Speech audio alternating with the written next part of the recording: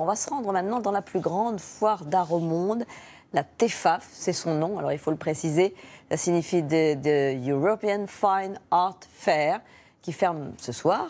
Nous y allons, les plus grandes galeries y exposent leurs œuvres, des tableaux anciens, des tableaux modernes, des sculptures, des objets, des dizaines de milliers de collectionneurs s'y pressent, et tout cela nécessite une organisation très minutieuse, comme nous le montrent Romain Gouachon, Bertrand Lachat et Pascal Michel.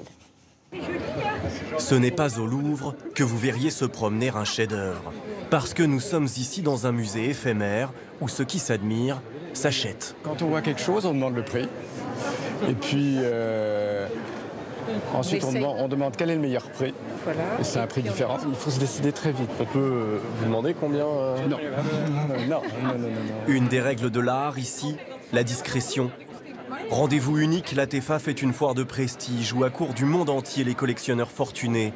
Près de 280 stands abritent les plus grands marchands d'art de la planète.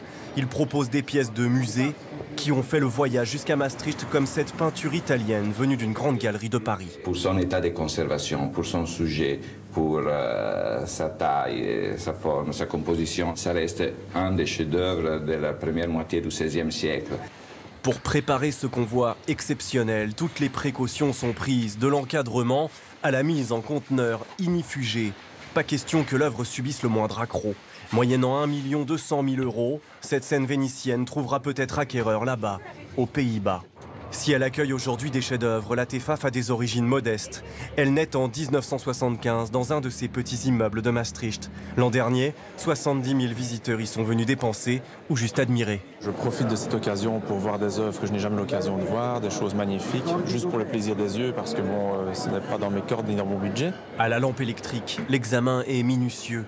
Mais pas d'achat en vue. Des chercheurs du musée de Düsseldorf ont retrouvé la trace d'un tableau.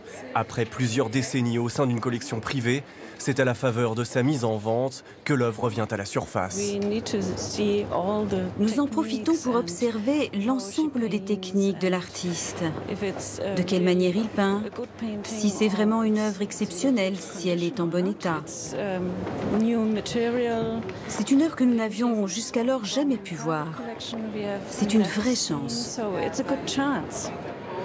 Des toiles de maître comme Monet, Van Gogh ou Picasso, mais aussi l'art égyptien, le design, la haute joaillerie ou encore l'art contemporain. Chaque objet peut atteindre des dizaines de millions d'euros et faire le bonheur d'amateurs qui ne renient pas un bon investissement.